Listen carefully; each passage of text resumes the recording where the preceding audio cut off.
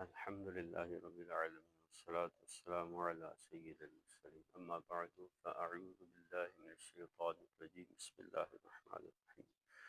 ہمارے پیارے نبی صلی اللہ علیہ وآلہ وسلم نے ارشاد فرمایا، روزہ سپر ہے دوزخ سے، یعنی ڈھال ہے جہنم سے۔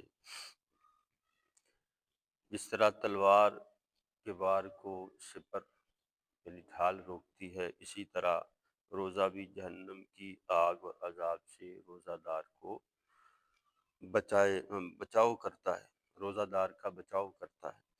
قیامت میں جب دوزخ گناہ گاروں پر حملہ آور ہوگی تو حکم خداوندی ہوگا، جو لوگ روزہ دار مرے تھے وہ کہاں ہیں؟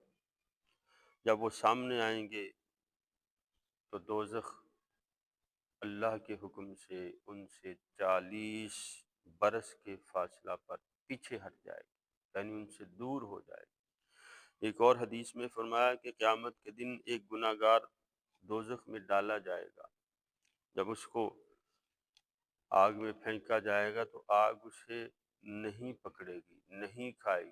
داروغہ جہنم حضرت مالک علیہ السلام فرمائیں گے کہ تو اسے کیوں نہیں پکڑتی؟ تو آگ کہے گی، میں اسے کیسے پکڑوں، اس کے منہ سے تو روزے کی بو آ رہی ہے۔ رشتے اس سے پوچھیں گے کہ تو روزے دار مرا تھا؟ وہ کہے گا ہاں، میں روزے کی حالت میں مرا تھا۔